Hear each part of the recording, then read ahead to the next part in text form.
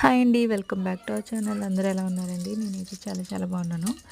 ఇంట్లో వాళ్ళందరూ నైట్ డిన్నర్‌కి బిర్యానీ అయితే అడిగారనమాట. నేను ఎప్పుడు చేసే రెగ్యులర్ బిర్యానీ కాకుండా వంకాయ రైస్ అయితే ట్రై చేశాననమాట. అదైతే చాలా చాలా బాగా కుదిరింది. ప్రాసెస్ అంతా చాలా సింపుల్ అండి.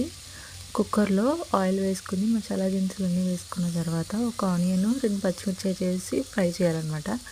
ఇవి 2 ఫ్రై అయిన తర్వాత మీకు ఎంతమంది ఉంటారో ఆ క్వాంటిటీని బట్టి వంకాయలు అయితే వేసుకోవాలి. వంకాయలు కూడా కొద్దిగా ఉప్పు అలాగే కరివేపాకు వేసుకోవాలి. కరివేపాకు ఉప్పు కలిసిపోయిన తర్వాత టమాటాలు అయితే వేసి కొద్దిగా మగ్గించుకోవాలన్నమాట. ఇందులోనే అల్లం వెల్లుల్లిపాయ పేస్ట్ అయితే వేసుకొని ఫ్రై చేసుకోవాలండి.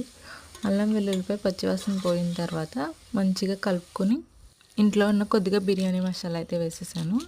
ఇది వేసి కలిపిన తర్వాత వాటర్ వేసుకోవాలండి. 1:2 రేషియోలో. 1 గ్లాస్ రైస్కి 2 గ్లాసుల వాటర్ అయితే యాడ్ చేసుకొని కొద్దిగా పసుపు అలాగే కారం కూడా వేసుకోవాలి. నాకు ఉప్పు సరిపోలేదండి, అందుకే కొద్దిగా ఉప్పు అయితే వేసుకున్నాను. రైస్ ముందే కడిగి పెట్టేసుకున్నాను. ఆ రైస్ కూడా వేసేసుకుని కొద్దిగా కలిపేసి కొత్తిమీర అయితే వేసేసుకోవాలి. 3 విజిల్స్ అయిన తర్వాత బిర్యానీ అయితే రెడీ అయిపోతుందండి.